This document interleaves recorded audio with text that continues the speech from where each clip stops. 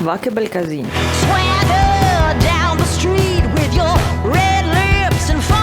Quello che voglio fare è qualcosa del genere, da mettere sopra la camicia. Ho questo, quest'altro. Ho questo tessuto, tipo per divani da tappezzeria. Illustravo tutte le prove di carta modello che ho fatto. Il microfono non ha collaborato. Oh no, c'è incastrato. L'attaccamentazione delle bretelle è veramente orribile. Questo in realtà deve continuare su. Forse dovrò mettere una zip. Da qualche parte degli appunti di meccanica quantistica un incredibile disegno ci spiegherà tutto. La parte davanti è il pezzo di gonna, no? Che è un unico pezzo. Non ho capito! Queste incredibili figure per capire quanto devono essere grandi come lo spiego? Un totale di 2 metri quadri di sola gonna. Adesso però devo pesare quanto pesa questo tessuto, perché lo sto facendo per l'estate. Ma come sporca la bilancia. Beh, continua a essere sporca anche dopo che l'ho pulita. Così, 2,2 kg. Peserà 1 chilo il vestito, non è così orribile.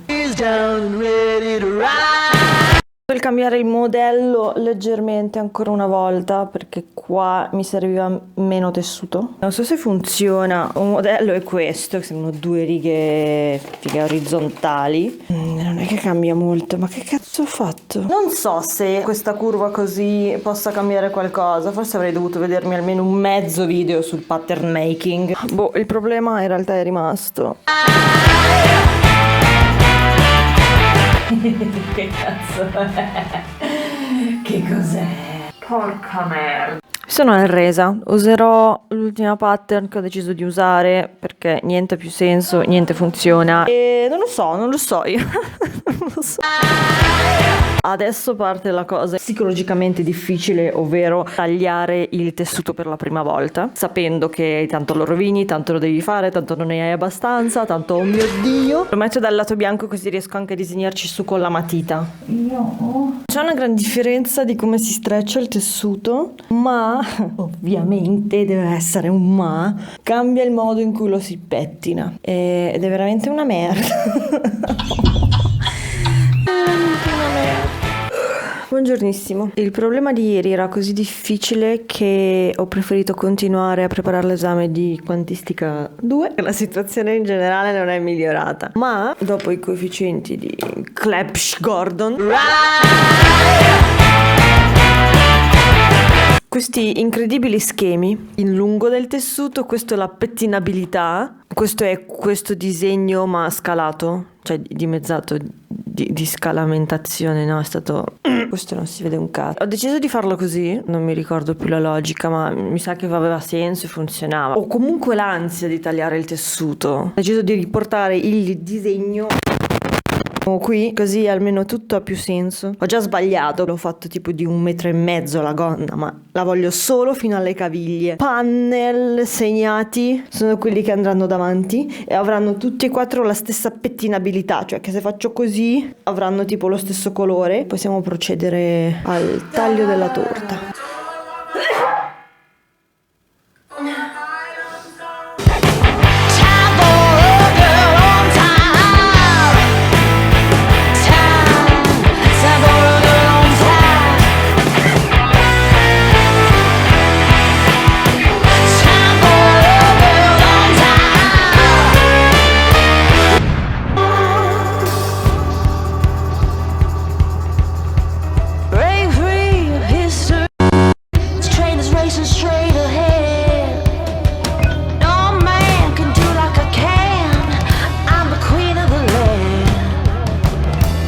Ho trovato dei scrap di tessuto di qualche altro progetto con cui farò le tasche.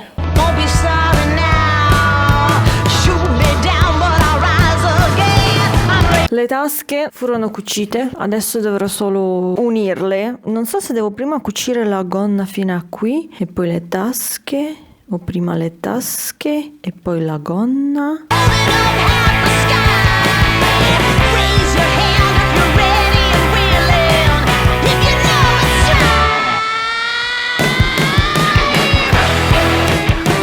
Facciamo la parte sopra prendo attenzione al fatto che il cartamodello deve essere ribaltato in questa maniera, perché sennò tengo due pezzi uguali e mi servono due pezzi diversi. Cioè devi far tipo così, no? Quando lo metti. Dio santo, se non so spiegare.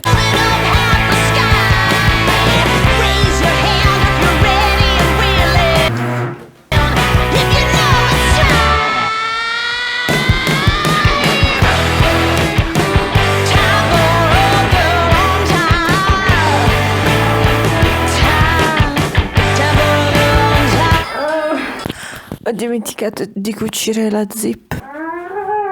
Sono uscita dalla gonna.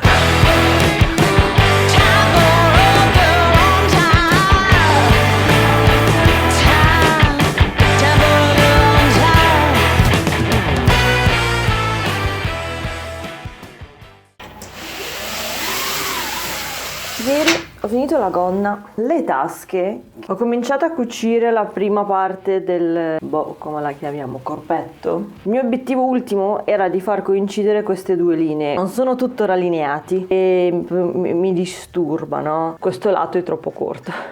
L'altro lato è tipo stralungo, quindi mi sa che dovrò ritagliare degli altri pezzi un po' più precisamente.